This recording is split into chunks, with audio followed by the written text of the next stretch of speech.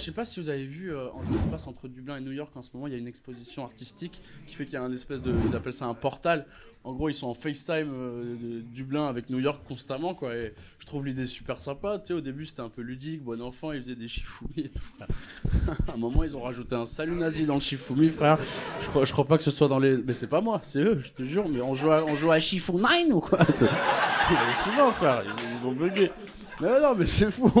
On leur fait des cadeaux, ils s'en servent mal, quoi. T'imagines s'il y avait ça en France? Tu vois, un portal entre Marseille et Paris, gros.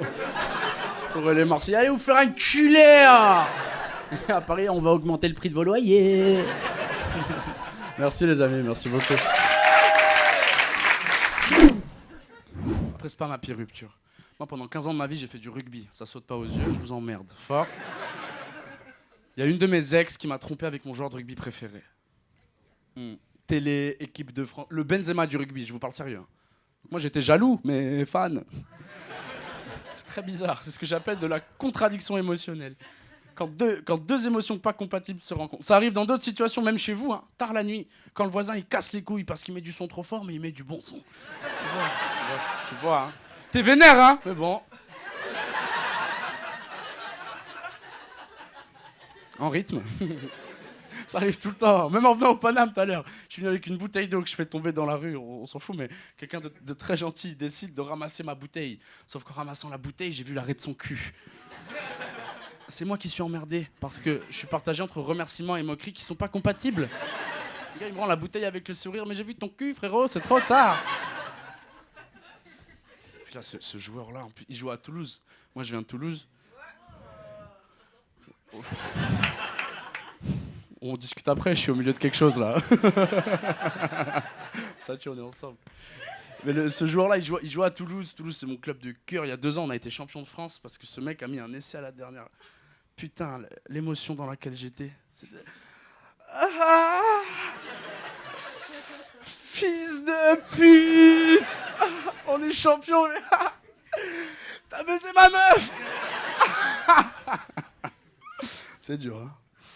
Mais je lui ai dit à ma meuf de l'époque, je lui ai dit, hey, c'est lui ou c'est moi? Mais si c'est lui, je peux venir avec toi. Merci mesdames et messieurs, merci beaucoup.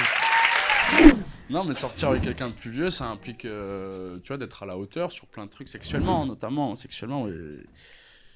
Bah, tu vois, elle est plus avancée. Elle m'a mis un doigt, c'est ça que je suis en train de vous dire, d'accord?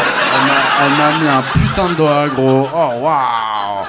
Oh, bah c'est voilà, je savais pas par quel chemin passer. Non, mais moi je découvre, tu vois. Au début j'étais un peu, tu vois. Tu vois, j'étais. À la fin,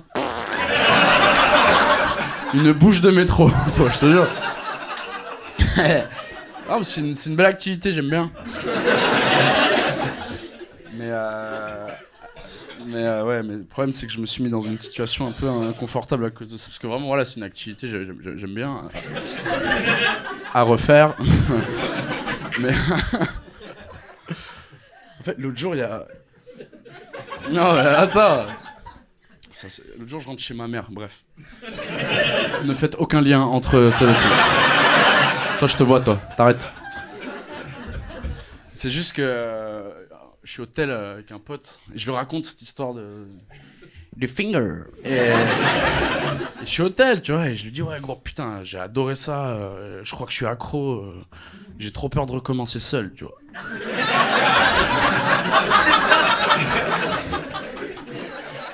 Non mais le problème c'est que la daronne elle a entendu la conversation.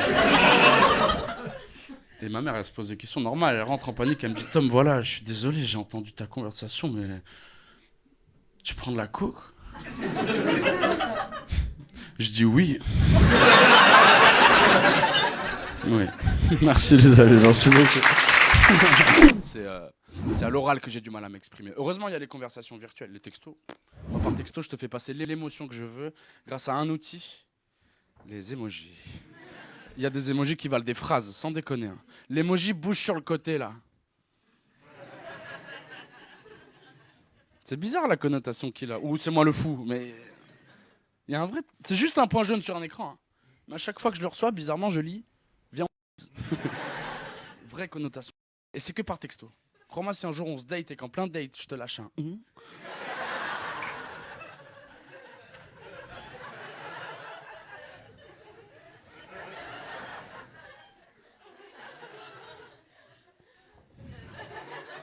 Tu me prends soit pour un fou, soit pour un début d'AVC. Ce sont les premiers symptômes de l'AVC, la paralysie faciale. Il faut pas sous-estimer ce problème. Je fais partie des gens qui s'excusent énormément. C'est trop chiant. Mais c'est pas aussi chiant que les gens qui s'excusent pas pour les bonnes raisons. J'ai un exemple. Il y a mon dealer qui est passé dans la semaine. Ça se voit, ça fait comme ça. Et je fume comme si c'était légal. Je fume comme si c'était rémunéré. Et ça l'est pas, sinon je serais imposable. Bref, les gens qui s'excusent pas pour les bonnes raisons. Mon dealer, il débarque, il sort ce qu'on appelle un pochon, il fait un move un peu dégueu, c'est un move de dealer, je sais pas pourquoi ils font tout le temps ça. Il sort le truc du... Vous voyez ce que je veux dire ou pas ? mais du fin fond de ses couilles, quoi. Mais... Je pensais pas on pouvait aller aussi loin dans les couilles. Je vous jure, on voyait plus son coude, l'enfer. J'espère il l'a pas mis là. Bref, il sort le truc, il me le met sous le nez, et il me dit « Excuse-moi pour le retard ». Je dis mais gros, tu t'es pas du tout excusé pour la bonne raison. Moi j'ai de la weed qui sent les couilles et c'est pas l'objectif initial à la base. Hein. Il s'excuse pas pour la bonne raison. C'est comme s'il y a un tueur en série, il débarque, grand couteau, hein. Il vient là pour te planter, il te plante. T'es mort dans 10 secondes. Et à l'oreille il te dit je suis vraiment désolé. Je voulais pas trouver ton t-shirt. Concentre-toi, chef, je t'en supplie. Je sais pas si vous avez vu Oppenheimer. Ça m'est totalement égal. Totalement égal. C'est pas le sujet. C'est juste qu'il y a une pote, elle m'a dit ouais, si tu regardes Oppenheimer, tu me le spoil pas, s'il te plaît. Je dis meuf, c'est un film historique, en fait. Quoi. Elle me dit ah ouais, c'est un film historique comme Matrix, genre. Je dis non, c'est un film sur l'histoire, cousine. Donc si t'as une scolarité normale, le film il a été spoilé en 4e par ton prof d'histoire, quoi. Moi j'ai pas vu le film et je suis pas chaud en histoire, hein, mais je sais qu'à un moment ça fait boum, quoi. Et que le méchant... Merci les amis, merci beaucoup.